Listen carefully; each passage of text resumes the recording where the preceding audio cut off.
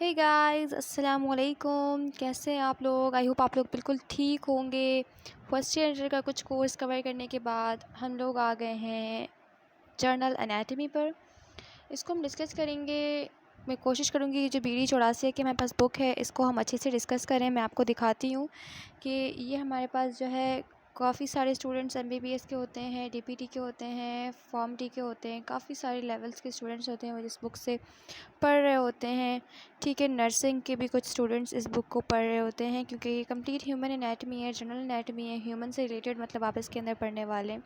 तो इस तरह से कुछ इसका इंटरफेस से आप लोग देख सकते हैं। यहाँ से हमने स्टार्ट किए, बिल्कुल फर्स्ट स्टार्टिंग से ही हम इसको स्टार्ट करेंगे और कोशिश करेंगे कि जो जो इंपॉर्टेंट चीज़ें हैं वो हम सारी इसके अंदर डिस्कस करें ताकि हमें आगे से प्रॉब्लम ना हो। मेरा जो ज़्यादा फोकस रहेगा वो फॉर द DPT स्टूडेंट्स के लिए रहेगा। उस लेवल पे जाके मैं समझाऊंगी जितना DPT के स्टूडेंट्स के लिए ये हेल्पफुल रहे। ठीक है जी। बाकी जो भी पढ़ना चाहे, जो भी समझना चाहे वो पढ़ सकता है, समझ सकता है। यहाँ पे कुछ आपको मैं थोड़ा सा दिखा दूँ अगर, तो ये हमारे पास कुछ कोर्स कंटेंट है जिसके अंदर हमारे पास पहले इंट्रोडक्शन है, फिर स्केलेटन है, फिर जॉइंट्स है, फिर मसल्स हैं, फिर CVS है, फिर lymphatic system, nervous system, skin and fascia हैं, connective tissues, ligament and raphe, principle of radiography. ये हमारे पास कुछ छोटी सी जो है वो हमारे पास क्या है, हमारे पास सिंपली इंट्रोडक्शन है, कोर्स कंटेंट है। ठीक है, ये हमने ओवरऑल डिस्कस करना है। कोशिश करेंगे अच्छे से डिस्कस करें और पूरी तरह से डिस्कस करें। आगे आ जाती हूँ। ठीक है, तो यहाँ से हमने स्टार्ट करना है इंट्रोडक्शन से।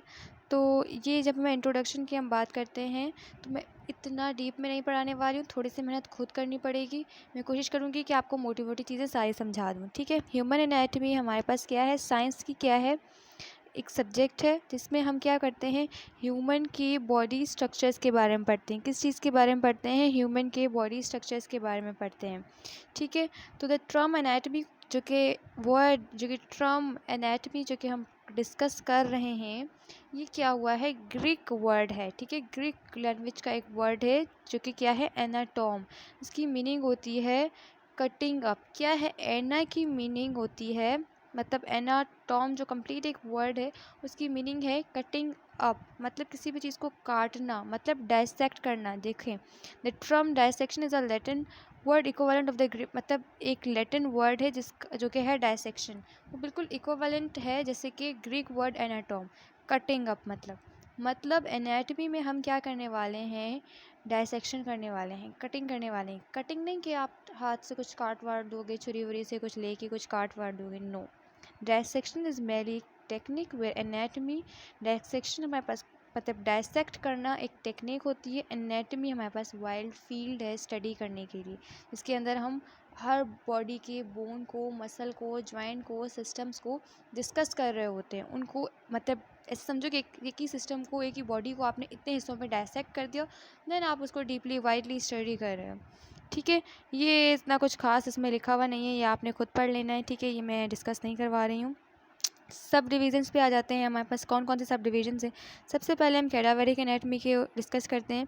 तो कैडावरिक एनाटमी हमारे पास जो है उसमें हमारे पास क्या है, हम डेड ऑर्गेनिजम्स जो होते हैं, जो प्रिजर्व्ड बॉडीज़ होती हैं, जिनको हम ग्रॉस एनाटमी के थ्रू या फिर माइक्रोस्कोपिक मतलब आँखों के थ्रू हम देख सकते हैं, नेक्ड आई के थ्रू हम उन्हें देख सकते हैं।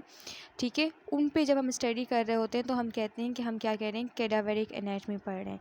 इस कैडावरिक एनाटमी जो कि कैडावरिक एनाटमी है, इसको दो पार्ट्स के अंदर डिवाइड कर दिया गया है। ठीक है, इसके अंदर एक आ जाती है रीजनल एनाटमी, दूसरी आती है सिस्टमेटिक एनाटमी। हमारी बॉडी के अंदर कुछ रीजन्स होते हैं, बॉडी पार्ट्स होते हैं, मतलब कि ठीक है, और कुछ जो होते हैं वो हमारे पास क्या होते हैं, कुछ हमारे पास होते हैं स्ट्रक्चर्स होते हैं, मतलब कुछ बॉडी के रीजन्स होते हैं जो कि बॉडी के पार्ट्स होते हैं, दूसरे हमारे पास बॉडी के सिस्टम्स होते हैं। ठीक है, अब हमने क्या करना है, जो रीजनल एनाटमी है उसके अंदर हम डिफरेंट बॉडी के पार्ट्स के बारे में डिस्कस करते हैं, जैसे अपर लिम्ब हो गई, लोअर लिम्ब हो गई, थोरैक्स हो गई, एब्डोमेन हो गई, हेड हो गया, नेक हो गया, ब्रेन हो गया।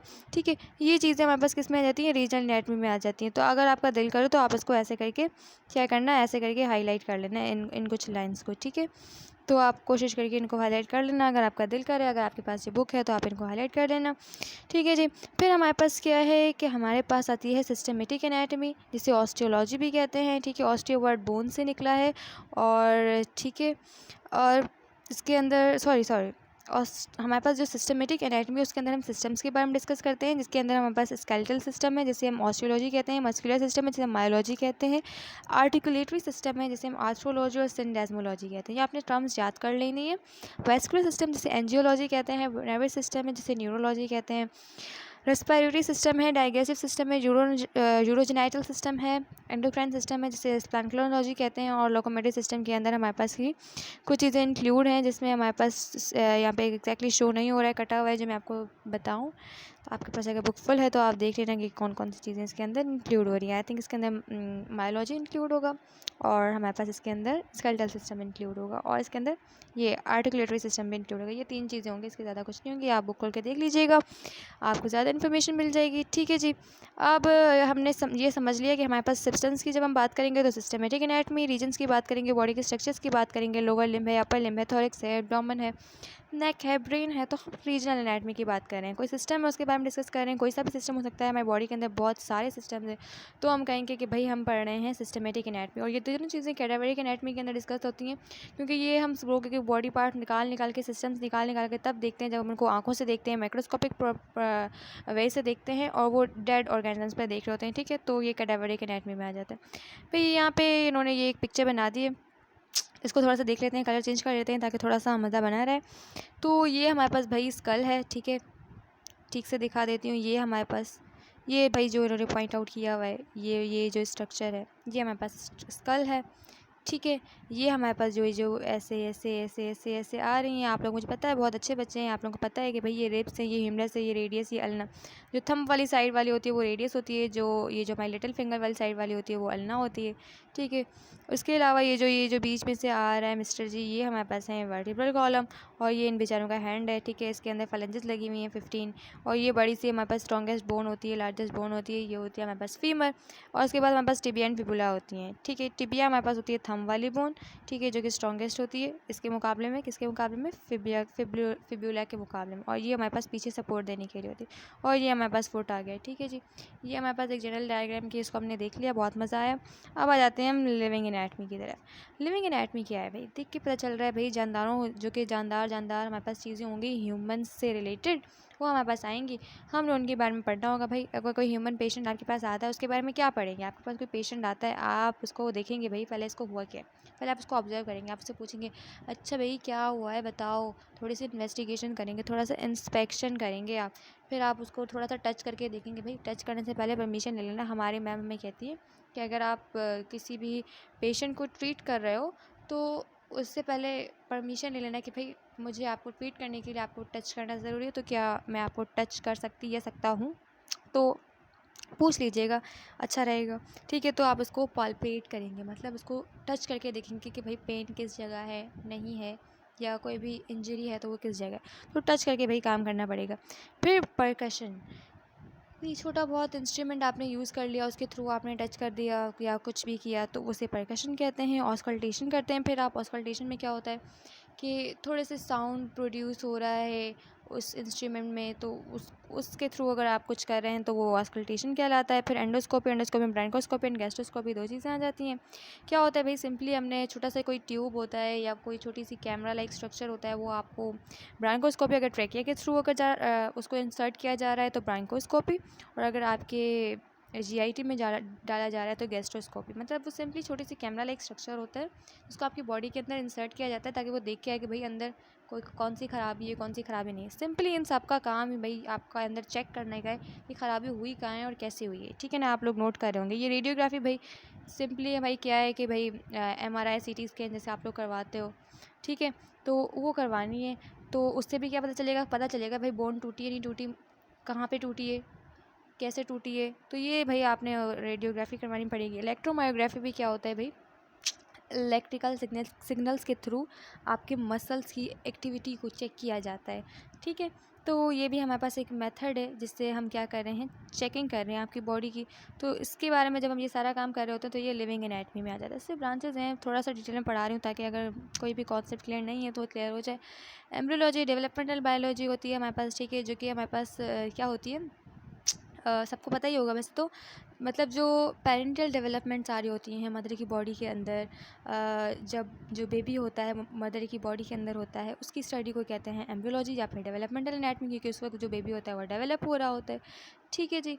तो हमारे पास जो एवोल्यूशनरी हिस्ट्री, फॉर एग्ज़ाम्पल आप किसी हैंड की एवोल्यूशनरी हिस्ट्री ले रहे हैं तो उसे कहते हैं, उसके बारे में पढ़ रहे हैं तो फिर आप कहते हैं फाइलोजेनी। और द डेवलपमेंटल हिस्ट्री, अगर आप उसकी डेवलपमेंटल हिस्ट्री के बारे में पढ़ रहे होते तो उसे ऑन्टोजेनी कहते हैं। ये 2 टर्म्स हैं, आप याद रख लीजिएगा, इतनी कोई बड़ी बात नहीं है। आई नो आप लोग कर सकते हैं, बहुत अच्छे बच्चे हैं आप लोग। ठीक है जी। हिस्टोलॉजी माइक्रोस्कोपिक एनाटमी कर रहे होते हैं, जो स्ट्रक्चर्स आपको माइक्रोस्कोप के थ्रू नज़र आ सकते हैं आप उनकी भी स्टडी करें। सेलुलर लेवल, टिश्यू लेवल पे आप डिस्कस करने वाले हैं तो वो भाई माइक्रोस्कोप से ही नज़र आएंगे, ऐसा तो नहीं आएंगे। उनके बारे में स्टडी करनी है, वहाँ पे आपने चेक करना है डैमेज कितना हुआ है, इंजरी हुई है नहीं हुई, ऐसी स्टडी कर रहे हैं तो भाई आप हिस्टोलॉजी कर रहे हैं। ठीक है जी। सरफेस एनाटमी है, टोपोग्राफिक एनाटमी, इसमें हम क्या कर रहे होते हैं, डीपर पार्ट्स के बारे में पढ़ रहे होते हैं। भाई डीप पार्ट्स कौन से होते हैं, भाई हमारे पास जो सरफेस पे जो होती है ना वो हमारी स्किन होती है। ठीक है ना, उसके अंदर जितने भी पार्ट्स हैं, आपकी वेन्स हैं, आपकी आर्टरीज़ हैं, ठीक है, उनको आपने अगर चेक करना है तो उनके बारे में अगर पढ़ना है, ठीक है, क्योंकि वो हेल्पफुल होती है clinical practice and surgical operations के लिए, क्योंकि आप उन्हीं वेन्स के थ्रू, उन्हीं आर्टरीज़ के थ्रू ही आपने चेक करना है, या फिर दूसरे भी बहुत सारे स्ट्रक्चर्स हैं उनके बारे में अगर आप स्टडी करो तो वो surface anatomy and topographic anatomy में आ जाता है।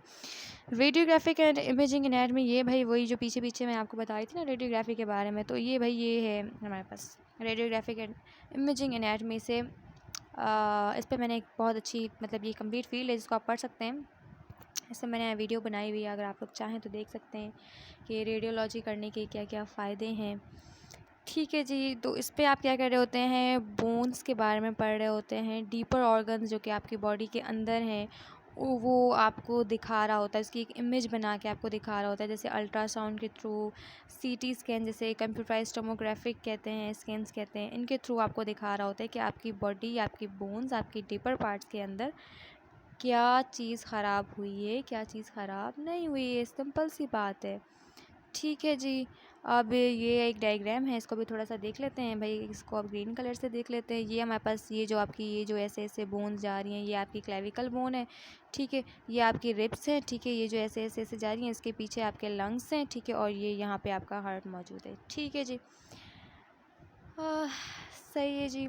इसके बाद सीन कुछ ऐसा है, कंपैरेटिव एनाटमी के वर्ड से पता चल रहा है कि इस चीज़ को कंपेयर किया जा रहा होगा कि तो दूसरी जो स्पीशीज़ हैं उसकी मॉर्फोलॉजी को ह्यूमन बॉडी के साथ अगर आप उसके स्ट्रक्चर के साथ, उसके फंक्शन के साथ, उसकी फॉर्म के साथ अगर आप कंपेयर कर रहे हैं तो वो चीज़ कंपैरेटिव एनाटमी में आ जाती है।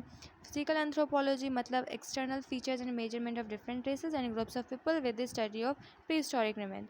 आपने देखा होगा, कहा जाता है इंसान जो कि क्या है, बंदर से इवॉल्व हुआ है। ठीक है जी। ये पुरानी हिस्ट्री कहती है कि ऐसा हुआ था। तो इसी तरह की आप हिस्ट्री की आप पढ़ रहे हो कि भाई एवोल्यूशन पढ़ रहे हो कि भाई पहले ऐसा हुआ, फिर ऐसा हुआ, फिर ऐसा ऐसा ऐसा कैसा भी हुआ। तो इस तरह की अगर आप चीज़ें पढ़ रहे होते हैं, आप पिछले जो प्री हिस्टोरिक रिमेन्स हैं उनसे अगर आप कंपेयर कर रहे होते हो, नस्ल दर नस्ल टाइप चीज़ अगर आप कंपेयर कर रहे होते हो उसके एक्सटर्नल फीचर्स की बेस पर, सिर्फ एक्सटर्नल फीचर्स की बेस पर, ठीक है, तो वो हमारे पास फिजिकल एंथ्रोपोलॉजी में आ जाता है। Applied anatomy and clinical anatomy, तो ये वही चीज़ है जो आपने पढ़ी है एनाटमी, उसको आपने अप्लाई कैसे करना है। ठीक है, मेडिकल और सर्जिकल प्रैक्टिसेस के अंदर तो ये चीज़ आ जाती है, क्लिनिकल वर्क आ जाता है इसके अंदर। सिंपली एक्सपेरिमेंटल एनाटमी क्या है, is the study of the factors which influence and determine the form, structure and function different parts of the body. ऐसे फैक्टर्स के बारे में आप पढ़ रहे होते हो जो कि आपकी स्ट्रक्चर पर, आपके फंक्शन पर असरअंदाज हो रहे होते हैं, आपकी एक्सटर्नल अपीयरेंस पे असरअंदाज हो रहे होते हैं।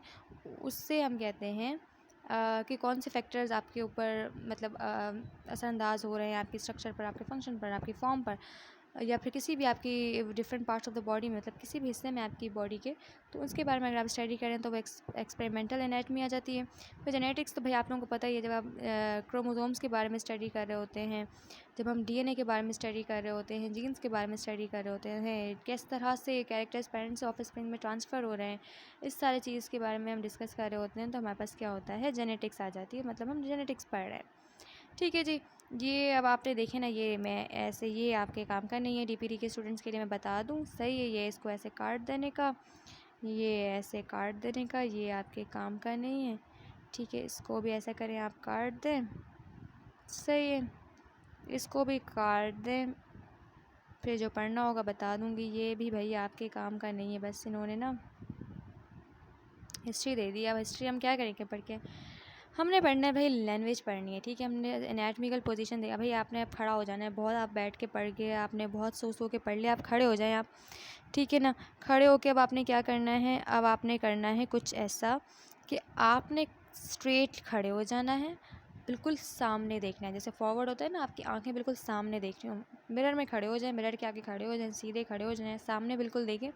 और कोशिश करें कि आपकी जो आर्म्स हैं, आपकी जो बाजू हैं, उसकी जो हथेली वाली साइड है, मतलब आर्म्स आपकी बिल्कुल सीधी होनी चाहिए। आपकी जो हथेली वाली साइड है वो आगे की तरफ हो, और आपकी जो पाल्म वाली साइड है, मतलब जो डॉर्सल साइड है, ठीक है, सॉरी, जो आपकी पाल्म वाली साइड है वो सीधी होनी चाहिए, और जो डॉर्सल साइड है वो पीछे की तरफ होनी चाहिए। मतलब इसकी बॉडी की, आपके हाथ का जो एंटीरियर मतलब आगे वाला हिस्सा है, ठीक है, जिस पे लाइंस होती हैं, वो आपका होना चाहिए। जिस तरह से आप फॉरवर्ड खड़े हो वो फॉरवर्ड होना चाहिए और सीधे खड़े होने चाहिए, ठीक है। और पैर आपके बिल्कुल दोनों एक दूसरे के साथ मिले हुए होने चाहिए, ठीक है। तो this is your anatomical position. अब मैं आपको दिखा देती हूँ मैं क्या रही थी। ये आपने देख लेनी है एक लड़की, ठीक है। इसको देखें, ये बिल्कुल सीधी खड़ी है, इसकी आंखें देखें फॉरवर्ड हैं, इसके हाथ देखें बिल्कुल सीधे हैं, सीधे भी हैं, उसके बाद भी कुछ और भी कर रही है। आप कहाँ गई? ये देखें इसके हाथ कैसे हैं, इसकी जो पाल्म्स हैं वो फॉरवर्ड हैं और इसके पैर दोनों करीब हैं। ये इसकी एनाटॉमिकल पोजीशन है, ठीक है जी। तो ऐसे ही अगर आप खड़े होते हैं तो this is your anatomical position. ये आपने याद रखनी है। आपको कोई कह सकता है कि भाई खड़े होकर दिखाओ एनाटॉमिकल पोजीशन में अपनी, तो आप खड़े होकर दिखा देना। ये हमारे पास है सुपाइन पोजीशन, ठीक है। सुपाइन पोजीशन क्या होती है? आप अपनी बैक पे लेटे हुए, जैसे आप आराम से रोज़ लेटे रहते हो, ठीक है। और आपने क्या करना है? अपने पैरों को एक साथ रखना है और आपकी जो पाल्म्स होंगी वो ऊपर की तरफ होंगी, ठीक है। ये आपकी सुपाइन पोजीशन है। प्रोन पोजीशन बिल्कुल उसकी ऑपोजिट, आप अपने जैसे पेट पे लेटे हुए हो और जैसे चेस्ट और पेट पे, ठीक है। ये आपकी क्या हो गई? प्रोन पोजीशन हो गई, मतलब उल्टा जिसे लेटना कहते हैं। मैं आपको दिखा देती हूँ ताकि आपको ठीक से समझ आ जाए। सही, ये आपकी एनाटॉमिकल पोजीशन थी, ये समझ आ गई होगी। इसको देख लें आप, ये आपकी सुपाइन पोजीशन है, पैर दोनों करीब है, ठीक है। ये हाथ की पोजीशन देख लें, और ये बिल्कुल सीधा लेटा हुआ है, ठीक है। ये आप उल्टे लेटे हुए हैं, पैर देख लें, हाथ देख लें और इसकी बॉडी देख लें, ठीक है जी। ये आपकी प्रोन पोजीशन आ गई। आई होप क्लियर हो रहा होगा, ठीक है। आगे आ जाते हैं। ये हमारे पास है लिथोटॉमी पोजीशन। इसमें हमारे पास आप देख सकते हैं क्या है कि ये बंदा है या बंदी है, ये लेटी हुई है, ठीक है। इसकी जो ये जो लेग्स है ये स्ट्रैप्स के थ्रू सपोर्ट किए हुए हैं, ठीक है। ये मोस्टली कब होता है? डिलीवरी ऑफ द बेबी, ठीक है। तो ये पोजीशन मोस्टली तब होती है, और कोई भी ऐसा ऑपरेशन लाइक पायल्स वगैरह का जब ऑपरेशन होता है तो इस पोजीशन में आपको लेटाया जाता है, ठीक है। तो ये भी आपने याद रखना है कि लिथोटॉमी पोजीशन कौन सी होती है, ठीक है। जब आप अपनी बैक पर लेटे हुए होते हैं, आपकी लेग्स जो होती हैं वो ऊपर की तरफ होती हैं, और जो आपके फीट्स होते हैं वो स्टेप्स के थ्रू सपोर्टेड होते हैं, ठीक है। अब प्लेन्स की तरफ आ जाते हैं। मैं कोशिश कर रही हूँ थोड़ा ज़्यादा पढ़ाऊँ ताकि आपको इधर उधर दूसरी वीडियोस की तरफ भटकने की ज़रूरत ना पड़े, इसी में आपको काफ़ी कुछ समझ आ जाए। प्लेन भाई क्या होता है? कोई प्लेन हमारे पास कोई भी ऐसी इमेजिनरी पोजीशन होती है, इमेजिनरी लाइन होती है, जिसमें आपकी बॉडी को आपकी सेंटर ऑफ ग्रेविटी से डिवाइड किया जाता है, ठीक है। तो हमारे पास यहाँ पे ऑलमोस्ट 4 प्लेन्स पढ़ाने वाली हूँ मैं। एक आपको मिलेगा, क्या मिलेगा आपको? Median plane. ये एक बंदा है, आपको दिख रहा होगा, ये पिंक वाला आपको ये दिख रहा होगा ना, ये जो पिंक वाला जहाँ से डिवाइड किया जा रहा है, इसको कैसे डिवाइड किया गया है मैं आपको बताती हूँ। ये बंदा है, इसकी अगर एक हाथ एक तरफ, एक टांग एक तरफ, और ये मतलब पूरा का पूरा अगर मैं इसको बीच से डिवाइड करती हूँ, या एक लाइन एक्स्ट्रा चल गई थी ना, ये इस तरह से डिवाइड करती हूँ, तो ये इसकी मीडियन लाइन है, मतलब बिल्कुल बीच की लाइन। एक आंख एक तरफ, दूसरी आंख एक तरफ, एक कान दूसरी तरफ, एक हाथ दूसरी तरफ, मतलब पूरा बीच से आपने इसको डिवाइड कर दिया, तो ये मीडियन प्लेन है। ऐसे अगर आप बॉडी को डिवाइड करते हैं तो, ठीक है। अगर आप बॉडी को ऐसे डिवाइड करते हैं कि आपकी बॉडी क्या है, अपर लिम्ब और लोअर लिम्ब, अब मतलब ऊपर और नीचे के हिस्से में अगर वो डिवाइड हो जाती है तो वो कहलाती है आपके पास ट्रांसवर्स प्लेन या हॉरिजॉन्टल प्लेन, ठीक है। और अगर आप अपनी बॉडी को डिवाइड करते हैं कुछ इस तरीके से मतलब कि आपका जो फ्रंट वाला हिस्सा है, मतलब फ्रंट की बॉडी आगे ही रहे, ये वाला आप देखें, ये जो कोरोनल प्लेन है, ये ब्लू वाला, ये इस तरह से डिवाइड कर रहा है बॉडी को कि आपका फ्रंट का हिस्सा आगे रहे और बैक साइड का जितनी भी बॉडी है वो बैक साइड की तरफ ही रहे। ऐसे काटा जाए आपको कि आपकी आगे की बॉडी आगे ही रहे, पीछे की बॉडी पीछे ही रहे। एंटीरियर और पोस्टीरियर में अगर आपको डिवाइड कर दिया जाए, काट दिया जाए, डायसेक्ट कर दिया जाए, तो फिर वो जो आपका प्लेन होगा वो कॉर्नल प्लेन होगा, जिसे फ्रंटल प्लेन भी कहा जाता है। फ्रंटल प्लेन इसलिए कह रहे हैं, आप ऐसे याद कर सकते हैं क्योंकि आप फ्रंट और बैक में बॉडी को डिवाइड कर रहे हो। ठीक है जी। तो उसके अलावा एक होता है हमारे पास सजाइटल प्लेन। सजाइटल प्लेन क्या होता है? ये हमने पहले मिड सजाइटल प्लेन या फिर मीडियन प्लेन जिसे हमने कहा था, इसको हमने बिल्कुल सेंटर ऑफ ग्रेविटी से, मतलब हमने बिल्कुल मिड लाइन से काटा था। अगर थोड़ा सा टेढ़ा काटती हूँ, अनइक्वल मैं अगर हाफ्स करती हूँ, ठीक है ना, ऐसे मैंने हाफ़ किया है अगर, तो ये हमारे पास सजाइटल प्लेन होता है। ये भी राइट एंड लेफ्ट में ही करता है आपकी बॉडी को डिवाइड, बट ये क्या करता है, अनइक्वल हाफ बनाता है। जो मिड सजाइटल या फिर मीडियन प्लेन होता है वो बिल्कुल mid line of the body से आपकी बॉडी को काटता है और क्या करता है, बिल्कुल mid of line of the body से काटता है और right and left equal half में डिवाइड करता है। जबकि जो सजाइटल प्लेन होता है वो मीडियन प्लेन के बिल्कुल पैरेलल होता है, मगर अनइक्वल हाफ में राइट एंड लेफ्ट बॉडी को डिवाइड करता है। लेकिन जो ट्रांसवर्स प्लेन, जिसे हॉरिजॉन्टल प्लेन भी कहा जाता है, तो नाम से ही पता चल रहा है, तो वो क्या करेगा, ट्रांसवर्स है, हॉरिजॉन्टल है, तो हॉरिजॉन्टली आपकी बॉडी को काटेगा, तो ऊपर और नीचे के हिस्से में आपकी बॉडी को डिवाइड कर देगा। फिर क्या है हमारे पास कॉर्नल, जिसे फ्रंटल प्लेन भी कहा जाता है। इसके भी नाम से जाहिर होता है कि ये फ्रंट और बैक में आपकी बॉडी को डिवाइड कर देगा। इस तरह से कट करना है, ठीक है। तो ये आगे यहाँ तक हमारे पास जो है ये यही चीज़ लिखी हुई है। इसके बाद ये कुछ टर्म्स भी यूज़ करने हैं, ये भी पढ़ने हैं। सो सोच रही हूँ नेक्स्ट वीडियो में पढ़ाऊँ। वीडियो थोड़ी सी लंबी हो गई है, ऐसा ना हो आप बोर हो रहे हो। जाएँ आप लोग ऐसा करें, चाय वाय पी लें, खाना वाना खा लें, फिर आप आएँ और आपको नेक्स्ट वीडियो इंशाल्लाह प्लेलिस्ट में मिल जाएगी, आके पढ़ लीजिएगा। अपना आप लोगों ने बहुत सारे ख्याल रखना है, और अगर आप अपने किसी भी ऐसे फ्रेंड को जानते हैं जो कि एनाटॉमी पढ़ने में इंटरेस्टेड है, या फिर उसका ये कोई सब्जेक्ट है, या फिर आप खुद भी पढ़ना चाहते हैं, तो इस वीडियो को खुद भी पढ़ें और अपने फ्रेंड्स तक ज़रूर फैलाएँ। और ये ज़रूर बताइएगा कि आपको ये वीडियो कैसी लगी। आपकी राय मेरे लिए बहुत इंपॉर्टेंट है। अपना बहुत सारा ख्याल रखिएगा, दुआ में याद रखिएगा। अल्लाह हाफ़िज़।